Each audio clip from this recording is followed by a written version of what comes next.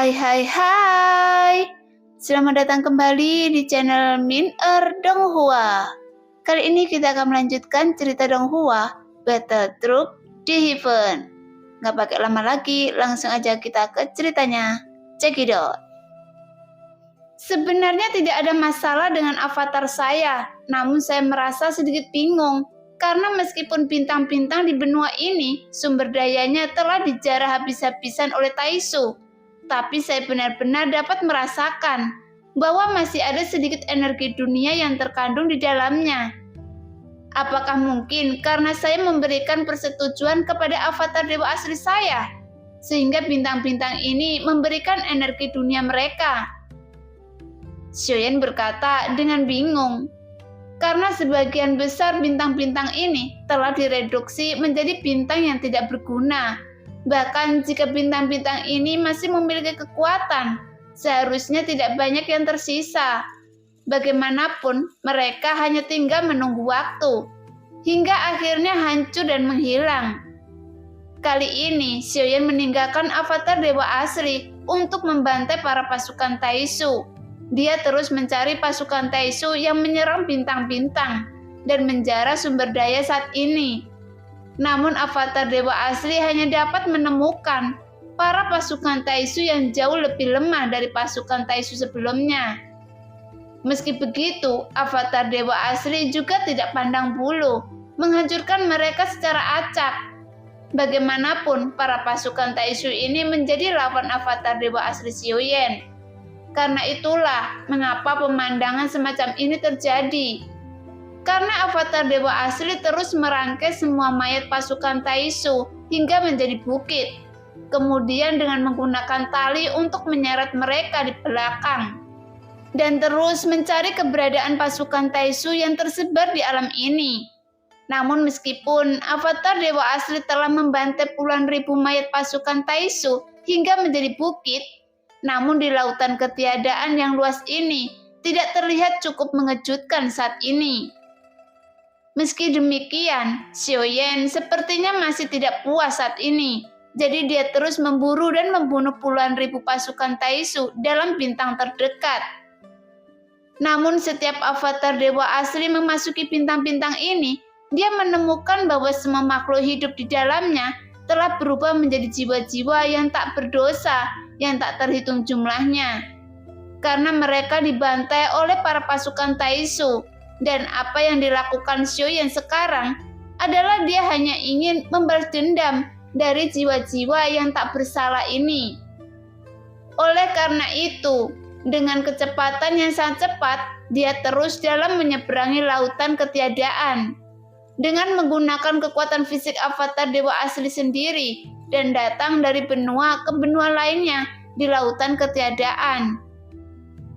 Setelah avatar dewa asli memasuki benua ini, meskipun bintang-bintang di dalamnya terlihat sama dari kejauhan, tetapi sebenarnya ada perbedaan antara keduanya. Bintang yang pertama terlihat cekung dan bintang yang kedua terlihat cembung. Meskipun sebenarnya tidak ada perbedaan keduanya, karena keduanya berada di lautan ketiadaan yang sama. Namun dalam alam ini, masih ada yang membawa makhluk hidup saat ini. Meski begitu, masih ada jarak antara avatar dewa asli Xiaoyan dan benua ini. Tapi, meskipun masih ada jarak, Xiaoyan masih dapat melihat dari kejauhan bahwa di lautan ketiadaan yang sangat luas ini, keberadaan bintang ini masih terlihat mencolok. Setelah memperhatikan kedua bintang ini lebih jelas, avatar dewa asli Xiaoyan menyipitkan matanya sedikit. Akhirnya, saya menemukan para bajingan Taisu ini dalam jumlah besar. Avatar dewa asli mendengus dingin.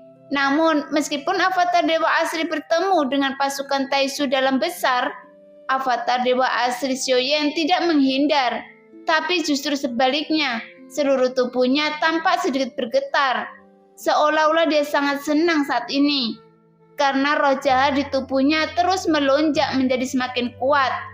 Segera avatar dewa asli menyeret ribuan mayat pasukan Taisu di belakangnya dan terus menyapu dengan liar ke arah benua yang tidak dikenal ini. Meski begitu, Xiaoyan masih dapat merasakan penderitaan yang sedang terjadi di benua tak kenal ini. Karena bahkan udara di sekitarnya dipenuhi dengan bau darah yang menyengat dan puing-puing berserakan di mana-mana. Sepertinya situasi di benua ini sangat kacau sekarang. Xiaoyan dapat merasakan dari jiwa-jiwa orang biasa tanpa basis kultivasi. Bahkan mereka tidak tahu apa yang terjadi. Mereka dibantai dengan cara yang kejam.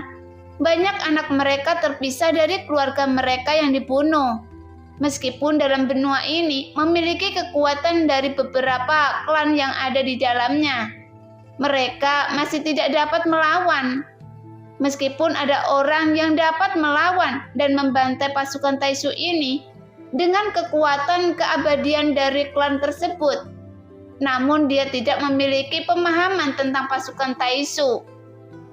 Dengan seiring waktu berjalan, kekuatan mereka akan dikonsumsi hingga habis, dan pasukan Taisu dengan adanya Dewa Taisu Senyi, kekuatan keabadian mereka dapat diisi ulang kapan saja.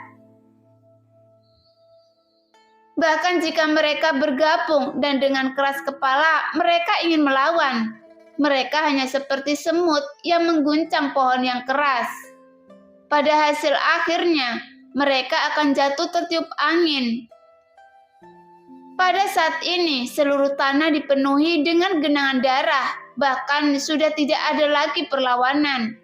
Namun mereka masih tidak ada yang tahu apa yang sedang terjadi. Seolah-olah kehidupan mereka lebih hina dari rumput. Sekarang mereka seperti hembusan angin menyapu tempat itu, karena mereka tidak memiliki cara untuk bertahan hidup. Karena di antara kota-kota kuno ini, mereka sudah lama hidup di kota yang sedang kacau ini. Bagaimanapun, sebelumnya kota ini sangat makmur. Tapi sekarang sebagian besar bangunan di kota ini runtuh dan hancur. Bahkan teriakan serta jeritan melengking terus menyebar seperti roh jahat yang meraung.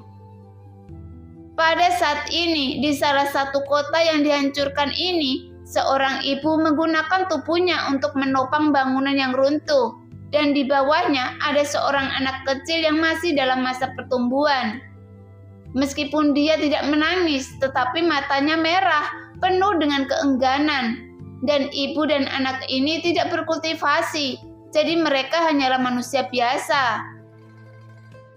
Namun kota mereka dihancurkan sangat cepat, yang membuat mereka semakin tidak mengerti. Bagaimanapun, sebagai seorang ibu, dia hanya ingin melihat anak-anaknya tumbuh dengan bahagia. Namun sepertinya harapan yang begitu sederhana, tapi sekarang harapan seperti itu hanyalah sebuah ilusi. Karena pada saat ini, sebuah sosok yang menggantung di udara, memegang pedang panjang dengan gila-gilaan mengayunkan pedangnya ke arah seluruh kota, yang membuat kota tersebut semakin hancur. Bahkan dengan energi pedang yang tersebar, cukup untuk melenyapkan kehidupan tak berdosa di bawahnya. Sekarang di seluruh kota, banyak disuara yang terhitung jumlahnya, memohon belas kasihan. Namun mereka bahkan tidak tahu harus meminta belas kasihan kepada siapa.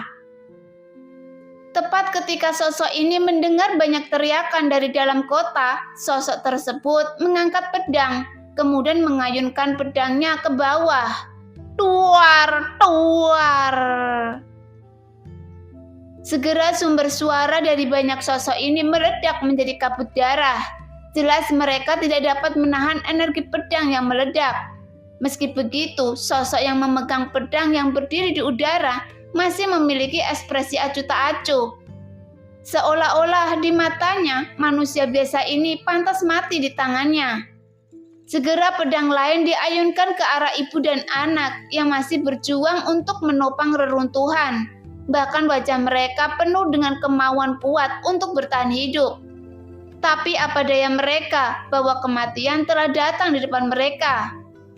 Nak, maafkan ibu, saya tidak bisa menjagamu dengan baik. Sang ibu berkata dengan penyesalan. Namun tepat energi pedang menyapu ke arah mereka, tiba-tiba sebuah sosok muncul di depan mereka. Kemudian sosok tersebut memblokir energi pedang yang menyapu ke arah mereka. Tuar! Segera suara ledakan bergema di sekitar mereka. Namun sosok yang memblokir energi pedang tidak berhenti. Dengan cepat dia mengangkat tangannya, kemudian memindahkan reruntuhan yang menimpa ibu dan anak tersebut. Segera sosok tersebut meraih ibu dan anak untuk membawanya menjauh dari bangunan yang runtuh. Setelah menyelamatkan ibu dan anak ini, sosok itu mengangkat kepalanya, kemudian menatap tajam ke udara. Segera dia meraung dengan gila-gilaan dan dia bergegas langsung ke udara. Sebelum sosok Taisu yang berdiri di udara sempat berbicara, melihat itu sosok Taisu dengan cepat mengangkat pedang panjang di tangannya. Namun sebelum dia sempat mengayunkan pedangnya, tiba-tiba sebuah tinju meraung ke arahnya dengan ganas. Bajingan, tinjunya terlalu cepat. Sebelum sosok Taisu menyelesaikan kata-katanya, sebuah tinju menghantam perutnya. Kemudian tinju lain mengenai pelindung kepalanya. Tuar! Jelas di bawah tinju yang kuat ini, baju besi dewa palsu tidak bisa menahannya sama sekali, yang membuat sosok Taisu ini terbang dan akhirnya jatuh. Tepat adegan itu, sosok Taisu yang pelindung kepalanya hancur, dia menatap avatar dewa asli dengan tidak percaya. Bahwa di tatapan ngeri sosok Taisu, avatar dewa asli Shoyen langsung menarik tubuhnya keluar dari baju besi dewa palsu. Kemudian dengan kejam langsung merobek tubuhnya menjadi dua bagian dan langsung mengikatnya di tumpukan mayat yang seperti gunung di belakangnya. Mungkin tumpukan mayat ini di lautan ketiadaan yang luas tidak cukup mengejutkan. Namun dengan puluhan ribu mayat yang mengambang di udara di benua ini adalah masalah lain. Jadi saat melihat tumpukan mayat ini, mata Shoyen menjadi lebih dingin. Karena ini bukan pertama kalinya dia melihat pemandangan yang begitu kejam dengan matanya sendiri. Tapi melihat situasi seperti ini, apa yang bisa dia lakukan sekarang? Meskipun dia bahkan bisa menyelamatkan ibu dan anak itu, tetapi hasil ini tidak dapat merubah apapun. Bagaimanapun, mereka akan tetap mati dalam pertempuran ini. Jadi karena dia tidak dapat merubah apapun, secara alami dia mengetahui bahwa semua yang dia lakukan saat ini hanyalah menipu dirinya sendiri dan orang lain. Dan akhirnya hasilnya akan tetap sama. Meski begitu, setidaknya dia bisa mengurangi pertumbuhan Taisu di Laut Barat. Jadi hasil ini tidak terlalu buruk. Setelah avatar dewa asli membunuh pasukan Taisu, keberadaan avatar dewa asli dengan cepat terkunci dalam formasi yang dibentuk oleh pasukan Taisu. Jadi para pasukan Taisu langsung bergegas ke arah avatar dewa asli. Pada saat yang sama, semua orang yang masih bisa bertahan hidup, mereka tidak dapat menahan diri untuk tidak mengangkat kepala mereka. Karena mereka melihat puluhan ribu pasukan Taisu yang dengan cepat berkumpul mengelilingi avatar dewa asli. Hai, lihat apa yang di belakang orang ini. Ada begitu banyak mayat, yang anggota tubuh tercapik-capik. Mungkinkah semua mayat ini semua dibunuh olehnya? Siapa orang yang telah menyelamatkan kita? Mustahil dia bisa membunuh begitu banyak monster lapis baja ini. Apakah ini keajaiban? Tapi bagaimana dia bisa melawan mereka dengan kekuatannya sendiri? Semua orang saling memandang dengan tidak percaya. Berkata dengan bingung karena mereka semua yang ada di sini telah melihat begitu banyak orang kuat yang bertarung satu sama lain. Tetapi pada akhirnya mereka sangat menyedihkan. Tanpa kecuali semuanya dibunuh oleh pasukan Taisu. Namun saat melihat avatar dewa asli Shoyen yang sendirian, mereka tidak ada yang percaya. Satu orang bisa melawan puluhan ribu orang kuat. Karena dalam pikiran mereka, hal semacam itu hanya dalam negeri dongeng. Tapi apa yang mereka lihat di depan mata mereka tidak hanya mereka melihat tumpukan mayat, tetapi mereka melihat avatar dewa asli telah memusnahkan hampir puluhan ribu pasukan Taisu dengan mata mereka sendiri. Kemudian merangkai mayat mereka menjadi satu dalam tumpukan mayat yang sudah seperti gunung. Melihat pemandangan itu, para pasukan Taisu menatap avatar dewa asli yang masih sibuk menyusun mayat pasukan Taisu dengan tercengang. Apa yang kalian lihat? Semua mayat ini adalah rekan Anda. Segera suara Xiaoyan bergema ke seluruh tempat, seolah-olah Xiaoyan dengan sengaja membiarkan semua orang berada di bintang ini mendengar. Setidaknya Xiaoyan ingin memperlihatkan secerca harapan kehidupan. Meskipun pada akhirnya Xiaoyan tidak dapat mengubahnya. Setidaknya dia dapat menggunakan kekuatannya sendiri untuk memberikan harapan hidup kepada semua orang itu. Karena dengan adanya harapan untuk bertahan hidup, mungkin bisa membuat semua orang menjadi lebih semangat. Setelah kata-kata Xiaoyan bergema di kehampaan, sosok avatar dewa asli yang berdiri di udara ditutupi sosok pasukan Taisu yang seperti air pasang yang mengepungnya. Pada saat yang sama, semua orang yang berada di bintang ini menggelengkan kepalanya mereka saat mendengar suara Xiaoyan. Saya khawatir, tidak peduli seperti apa kita bersembunyi, pada akhirnya kita juga akan mati dan bahkan tulang kita tidak akan tersisa. Bagaimanapun tidak akan ada yang bisa menyelamatkan. Kita harus cepat mengambil keputusan untuk memasuki setiap jengkal tanah dan udara di ruang dalam formasi ini. Sebuah sosok berkata dengan serius. Nah, demikianlah cerita hari ini. Terima kasih yang sudah menonton video Min Earth sampai selesai. Sampai jumpa di video selanjutnya. Bye-bye.